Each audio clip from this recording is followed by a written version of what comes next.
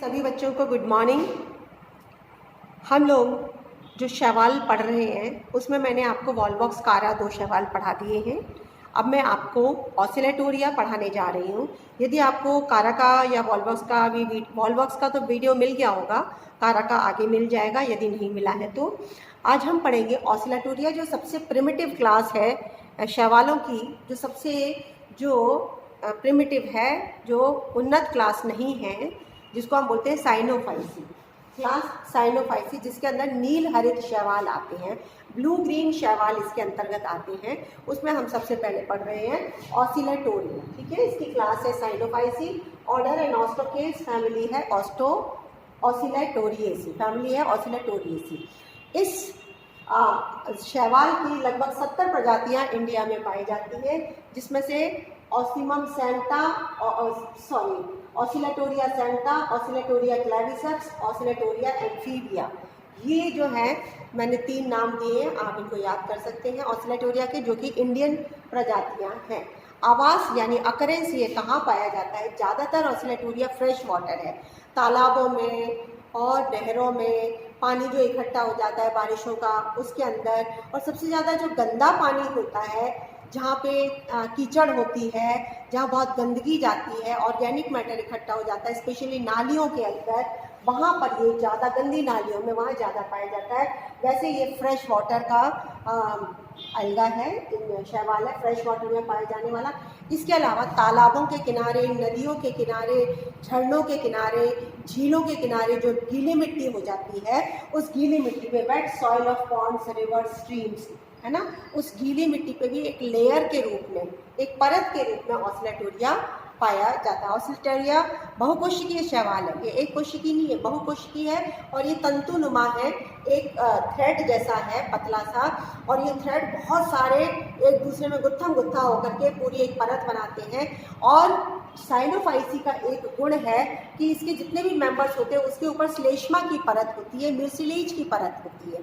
Mucilage की परत के अंदर ये सारे एक साथ गुत्थम गुत्था हो जाते हैं और एक परत बना देते हैं। पूरी गीली मिट्टी जो किनारे में पाई जाती है तालाबों के, वहाँ पर भी ये पाए जाते हैं। इसके अलावा ये जो ऑसिलेटोरिया फॉर्मोसा एक प्रजाति है, ऑसिलेटोरिया फॉर्मोसा, ये चावल की खेती के अंदर पाई जाती है, राइस फील्ड में। जहाँ हम चावल की खेती करते हैं वहाँ बहुतायत में ये पाया जाता है। और चावल की खेती में जब हम पानी भर देते हैं, चावल जब उगाया जाता है तो उसमें पानी भर दिया जाता है घुटनों तक, उस पानी का रंग ही नीला हरा हो जाता है। इसमें इतना ज़्यादा ऑसिलेटोरिया फॉर्मोसा पाया जाता है चावल की खेती में। और चावल की खेती में ये क्या करता है? नाइट्रोजन का स्थिरीकरण करता है, fixation. It helps in the nitrogen fixation in rice field. तो बहुत इंपॉर्टेंट रोल अदा करता है नाइट्रोजन फिक्सेशन का ऑसिलेटोरिया। ठीक है, इसके अलावा कुछ ऐसी प्रजातियां हैं जो अलग अलग जगह पे पाई जाती है फ्रेश वाटर के अलावा, जैसे ऑसिलेटोरिया टेरेब्रिफॉर्मिस, ये हॉट वाटर स्प्रिंग्स, जो गर्म पानी के स्रोते होते हैं, हॉट वाटर स्प्रिंग्स, उनमें पाई जाती है। ऑसिलेटोरिया सेंटा, ये गीली दीवारों पे चिपक जाता है, पाया जाता है। ऑसिलेटोरिया लाइमोजा, ये खारे पानी की झील में पाया जाता है। ऑसिलेटोरिया प्रिंसेप्स जो है ये एंडोजोइक है। एंडोजोइक मतलब किसी जीव के शरीर के अंदर मिलना। तो ये समुद्र में कुछ समुद्री जानवर, एनिमल्स होते हैं, उनकी सांस की नली में पाया जाता है ऑसिलेटोरिया प्रिंसेप्स। आपसे ये छोटे छोटे क्वेश्चंस पूछे जा सकते हैं, 1 नंबर के क्वेश्चंस जो आते हैं, आधे नंबर के क्वेश्चंस, कि कौन सा ऑसिलेटोरिया की प्रजाति है जो एंडोजोइक है, या कौन सी ऑसिलेटोरिया की प्रजाति है जो राइस की फील्ड में या चावल की खेती में पाई जाती है। ठीक है, या ऑसिलेटोरिया की इंडियन प्रजातियों के नाम बताओ। तो 1-2 इंडियन प्रजातियों के नाम आपको हर शैवाल के याद रखने हैं। मेरे हिसाब से ये आपको पूरा समझ आ गया होगा। इसको आपको लिखना है अपनी कॉपी में। अब इसका स्ट्रक्चर देखते हैं, ऑसिलेटोरिया का स्ट्रक्चर जैसा कि मैंने बताया, तंतुनुमा है, लंबा है, और ये अशाखित है, अनब्रांच्ड है। ये बहुत सारे ऑसिलेटोरिया मैंने बनाए हैं, इसमें थोड़ा थोड़ा डिफरेंस आपको दिखेगा। इसका जो तंतु होता है अनब्रांच्ड है, यानी शाखाएं नहीं। मल्टी सेलुलर तो अपने आप हो गया, आपको कितनी सारी कोशिकाएं दिख रही हैं, तो ये कैसा तंतु है, कैसा शैवाल है? बहुकोशिकीय है। फिलामेंटस है यानी तंतुनुमा है, अशाखित है यानी अनब्रांच्ड है। अब आप देखिए इसकी जो एपिकल कोशिका है, सबकी जो शीर्ष की कोशिका है, इसकी शेप अलग अलग है। अलग अलग प्रजातियों में अलग अलग शेप, ये गोल भी हो सकती है, ये ऊपर से ऐसे घुमावदार भी हो सकती है, ये कोनिकल भी हो सकती है, ये कैपनुमा भी हो सकती है। कैपनुमा जब होती है तो इसको कैलेप्ट्रा कहते हैं। ये एपिकल कोशिका कैलेप्ट्रा से ढकी हुई है, यानी इस टोपी से ढकी हुई है, टोपी को बोलते हैं कैलेप्ट्रा। बाकी ये जो तंतु है, इसमें ये प्रत्येक कोशिका आप देखिए, ये एक कोशिका जो है इसकी चौड़ाई ज़्यादा है और लंबाई कम है, ठीक है। हर कोशिका चौड़ी ज़्यादा है और हाइट में छोटी है, चौड़ाई में इतनी है और हाइट में केवल इतनी है। प्रत्येक कोशिका की चौड़ाई ज़्यादा है, लंबाई कम है। कोशिका एक के नीचे एक लगी है, एक कोशिका के पीछे कोई कोशिका नहीं होगी, साइड में कोई कोशिका नहीं होगी। यूनिसीरिएट कंडीशन होती है ये। यूनिसीरिएट का मतलब लंबाई में एक के नीचे एक लगी है लेकिन एक के पीछे कोई कोशिका नहीं है, ठीक है, यानी एक ही सिंगल कोशिका के नीचे कोशिकाएं आ रही हैं। तो ये स्ट्रक्चर बहुत सिंपल है। एक श्लेष्मा का आवरण होता है, आपको दिखता नहीं है, और उसमें ये सारे के सारे गुत्थम गुत्था होकर के बहुत सारे ऑसिलेटोरिया के तंतु एक दूसरे से उलझ जाते हैं और पूरी एक परत बना लेते हैं, नीली हरी रंग की एक परत बन जाती है। अब अगर हम इसकी एक कोशिका का अगर हम इसकी स्टडी करना चाहें, अध्ययन करना चाहें, तो आप जाइए वहाँ पे जहाँ मैंने शैवालों का सेल स्ट्रक्चर आपको पढ़ाया है, वो आपको यहाँ पे बताना पड़ेगा। मैं इसलिए नहीं बताऊंगी क्योंकि मैं पूरा का पूरा यूकैरियोटिक और प्रोकैरियोटिक सेल का स्ट्रक्चर आपको समझा चुकी हूँ। तो हमने जो प्रोकैरियोटिक सेल जो आपको समझाया था, आप अपनी कॉपी में वो निकाल लीजिए, जो मैंने पहले वीडियो में बताया था। उसके अंदर जो प्रोकैरियोटिक कोशिका है, जिसमें मैंने श्लेष्मा का आवरण दिखाया है, जिसके अंदर मैंने कंप्लीट प्रोकैरियोटिक सेल का स्ट्रक्चर दिखाया है, वही स्ट्रक्चर आपको यहाँ पे इसके बारे में बताना है। वही सेम का सेम स्ट्रक्चर आपको यहाँ डिस्क्राइब करना है, क्योंकि ये एक प्रोकैरियोटिक कोशिका है। ये कैसी कोशिका है? एक प्रोकैरियोटिक कोशिका है। प्रोकैरियोटिक कोशिका है। इसकी जो सेल वॉल है, कोशिका की जो सेल वॉल है, उसकी मोटाई है 2000 एंगस्ट्रॉम। सेल वॉल की मोटाई है 2000 एंगस्ट्रॉम और सेल वॉल बनी है पैक्टिन एंड म्यूकोपेप्टाइड से। सेल वॉल किससे निर्मित है? पैक्टिन और म्यूकोपेप्टाइड से। सेल वॉल के अंदर फिर सेल मेम्ब्रेन है और सेल मेम्ब्रेन के अंदर आपको प्रोटोप्लाज्म मिलेगा। प्रोटोप्लाज्म दो पार्ट्स में विभाजित है। बाहर की तरफ है क्रोमोप्लाज्म जो कलर्ड होता है, अंदर की तरफ है न्यूक्लियोप्लाज्म जो कलरलेस है। आप देख लीजिए, डायग्राम निकालिए आप लोग, वही वाला जो मैंने आपको सेल स्ट्रक्चर बताया है प्रोकैरियोटिक कोशिका का। जो मैं सामान्य लक्षण बता रही थी शैवालों के, उसमें जब सेल स्ट्रक्चर मैंने पढ़ाया था, उस सेल का स्ट्रक्चर आप प्रोकैरियोटिक का निकालिए। उसमें क्रोमोप्लाज्म कलर्ड है, अंदर न्यूक्लियोप्लाज्म में। न्यूक्लियोप्लाज्म केंद्रक है एक्चुअल में, जो बिखरा पड़ा है, क्योंकि ये प्रिमिटिव कोशिका है, प्रोकैरियोटिक कोशिका है। न्यूक्लियस के चारों तरफ आपको न्यूक्लियर मेम्ब्रेन नहीं मिलेगी, केंद्रिका नहीं मिलेगी, केवल जो क्रोमोसोम्स है वो बिखरे रहते हैं, इसलिए उसको न्यूक्लियोप्लाज्म कहते हैं। एंड क्रोमोप्लाज्म जो बाहर की तरफ है, उसमें बहुत सारे ट्यूब्स पड़े हुए हैं, वो भी मैंने आपको दिखाए थे डायग्राम में। जो ट्यूब्स है, क्रोमेटोफोर है, वो क्या है? क्रोमेटोफोर। वो एक्चुअल में प्रिमिटिव क्लोरोप्लास्ट है, प्रिमिटिव क्लोरोप्लास्ट है, क्योंकि प्रोकैरियोटिक कोशिका के अंदर chloroplast, mitochondria, endoplasmic reticulum, Golgi body, ये सब नहीं पाए जाते हैं। जो क्लोरोप्लास्ट है वो किस रूप में है? क्रोमेटोफोर के रूप में है।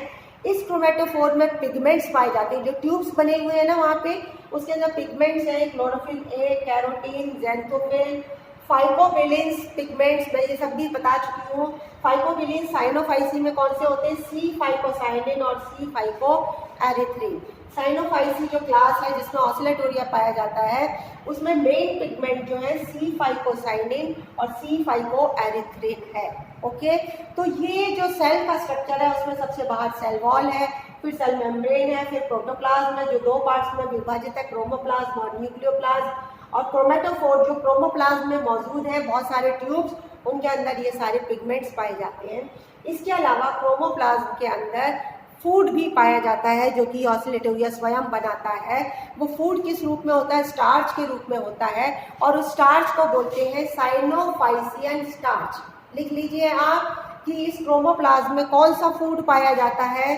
खाद्य पदार्थ जो है वो स्टार्च है, और स्टार्च का नाम है साइनोफाइसियन स्टार्च।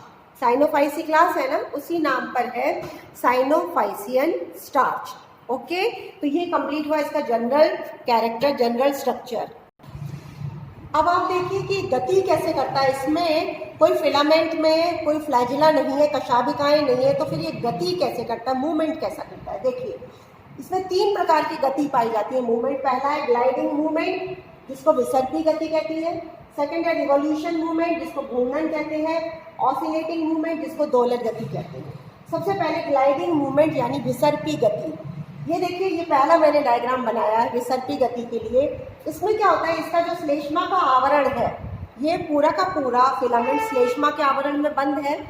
ये किसी पत्थर पे, चट्टान पे अपने श्लेष्मा के आवरण को चिपका लेता है, चिपक गया, और फिर उसके अंदर ये जैसे बच्चे फिसल पट्टी पे फिसलते हैं ना, यूँ फिसलते हुए जाते हैं, फिर वापस ऊपर भी बैक भी चढ़ते हैं, तो ये फिसल पट्टी की तरह इसके अंदर आगे पीछे फिसलता रहता है। बस ये गति होती है इसकी। इस म्यूसिलेज के आवरण के अंदर थोड़ा आगे को जाएगा, फिर वापस पीछे आएगा, फिर आगे जाएगा, फिर पीछे। इस आवरण से बाहर नहीं निकलेगा क्योंकि उसी के अंदर वो फिसलता रहेगा। इसको कहते हैं ग्लाइडिंग मूवमेंट या विसर्पी गति। दूसरा है रेवोल्यूशन मूवमेंट यानी घूर्णन। इसमें क्या होता है कि ये ऑसिलेटोरिया अपने आप को फिक्स कर लेता है, चिपका लेता है सतह पे, किससे, अपने म्यूसिलेज से। लेकिन ऊपर की जो शीर्ष पोर्शन होता है, सतह ऊपर की जो शीर्षस्थ कोशिकाएं होती हैं, वो वाला पोर्शन ये आधा चिपकाएगा और इतना पोर्शन ऊपर का इसका नहीं चिपकेगा। इस पोर्शन को ये ऐसे क्लॉकवाइज घुमाता रहेगा क्योंकि वो हवा में है। नीचे का पोर्शन तो चिपक गया, इतना पोर्शन नहीं चिपका, इसको ये गोल गोल यूं घुमाता रहेगा। या तो क्लॉकवाइज घुमाएगा या एंटी क्लॉकवाइज घुमाता है। नीचे का पोर्शन चिपका हुआ है, इसका किससे चिपका हुआ है, पूरा म्यूसिलेज से चिपका। लेकिन ऊपर का जो टिप है वो उसकी चिपकी नहीं है, वो या तो ऐसे क्लॉकवाइज घूमती रहेगी या एंटी क्लॉकवाइज उल्टी दिशा में घूमेगी। इसको बोलते हैं रेवोल्यूशन या घूर्णन गति। तीसरा है ऑसिलेटिंग या दोलन गति। ये वाला देखिए डायग्राम, इसमें जैसे घड़ी का पेंडुलम आपने देखा है। घड़ी का जो पेंडुलम है पहले ऐसे राइट जाता है, फिर वापस यूँ आता है, फिर लेफ्ट जाता है, फिर वापस यूँ आता है, फिर राइट जाता है, फिर यूँ आता है, फिर लेफ्ट जाता है, फिर यूँ आता है। ये गति है इसकी ऑसिलेटिंग गति, जिसको दोलन गति कहते हैं। नीचे का हिस्सा चिपका रखा है, ऊपर का हिस्सा इसका फ्री है। इसको पहले यूँ राइट ले जाएगा, फिर वापस यूँ लाएगा, फिर लेफ्ट ले जाएगा, फिर वापस इधर लाएगा। ये ऑसिलेटोरिया इसी नाम से पड़ा है। इसका जो पेंडुलम की तरह गति करता है उसको बोलते हैं ऑसिलेटिंग मूवमेंट। और ऑसिलेटिंग मूवमेंट के नाम से ही इस शैवाल का नाम ऑसिलेटोरिया पड़ा है। समझ गए आप लोग? तो ये 3 प्रकार की गति ऑसिलेटोरिया में पाई जाती है जो अपने एक स्थान पे फिक्स होकर के ये करता रहता है। अब ऑसिलेटोरिया का जो जनन पढ़ते हैं हम, रिप्रोडक्शन बिल्कुल सिंपल है, वेजिटेटिव है, कायिक है। इसके अंदर लैंगिक और अलैंगिक जनन नहीं पाया जाता है। ठीक है, केवल कायिक जनन, वो भी 2 प्रकार से होता है, फ्रेगमेंटेशन और हॉर्मोगोनिया। ये मैंने आपको जब मैंने रिप्रोडक्शन पढ़ाया था कायिक जनन, उसमें समझा दिया है। फ्रेगमेंटेशन का मतलब है खंडन होना। ये जो तंतु होता है ऑसिलेटोरिया का, वो किसी भी वजह से अगर टुकड़े में विभाजित हो जाता है, पानी का बहाव तेज आ गया, या किसी कीड़े ने काट लिया, या कोई पत्थर चट्टान गिर गई, या कोई चिड़िया उसके ऊपर आके बैठ गई, कुछ भी हो गया, किसी भी वजह से वो टुकड़े में जिसमें टूटा, प्रत्येक टुकड़ा अपना विभाजन करेगा। सिंपल उसके अंदर एमाइटोसिस होती है, जैसा कि मैंने आपको बताया था, एमाइटोसिस, और अपना तंतु अपनी कोशिकाओं की संख्या बढ़ा के लंबाई वापस बढ़ा लेता है। अगर 4 टुकड़ों में टूटा है तो 4 ऑसिलेटोरिया बन जाएंगे। ठीक है, ये सिंपल फ्रेगमेंटेशन है। दूसरा है हॉर्मोगोनिया के द्वारा। हॉर्मोगोनिया का भी मतलब ये है कि जितने टुकड़े टूटते हैं उनको हॉर्मोगोनिया कहते हैं, लेकिन ये टुकड़े नेचुरल तरीके से नहीं टूटेंगे। ये टुकड़े कब टूटते हैं? कई बार इस तंतु में कोई कोशिका के अंदर क्या भर जाता है, म्यूसिलेज भर जाता है, और वो डेड हो जाती है, मृत कोशिका हो जाती है, डेड हो जाती है, इसमें म्यूसिलेज भर जाता है। जब ये डेड हो जाती है तो इसको नेक्रीडिया भी कहते हैं। डेड कोशिका जब इसके अंदर श्लेष्मा भर जाती है, म्यूसिलेज भर जाता है, तो डेड हो जाती है, यानी मृत कोशिका हो जाती है, तब उसको नेक्रीडिया भी कहते हैं। और उसको सेपरेटिंग डिस्क भी कहते हैं, क्योंकि यहाँ से ये तंतु सेपरेट हो जाता है, अलग हो जाता है। कैसे होता है? ऊपर वाली कोशिका तो मृत नहीं है, ये नीचे वाली पे दबाव डालेगी, यहाँ से ये इसमें दबाव डालेगी, और ये बाइकॉन्केव शेप हो जाएगी, इधर से भी कर्व्ड और इधर से भी कर्व्ड। ये एक सेपरेटिंग डिस्क बन जाएगी। धीरे धीरे यहाँ से ये टूट जाएगी। टूटने से इसके ये 2 टुकड़े हो गए, तो ये 2 हॉर्मोगोनिया बन गए। क्या बन गए? 2 हॉर्मोगोनिया। प्रत्येक हॉर्मोगोनिया फिर अपना एमाइटोसिस से अपनी कोशिकाओं की संख्या को बढ़ा करके वापस नया तंतु बना लेगा ऑसिलेटोरिया का। अगर इसके अंदर 3 सेपरेटिंग डिस्क बनी है तो 4 हार्मोगोनिया बन जाएंगे। जैसे एक सेपरेटिंग डिस्क बनी तो 2 हार्मोगोनिया, और 2 सेपरेटिंग डिस्क बनी तो 3 हार्मोगोनिया बनेंगे। यानी जितनी सेपरेटिंग डिस्क होगी उससे एक संख्या ज़्यादा होगी किसकी, हार्मोगोनिया की। समझ गए ना?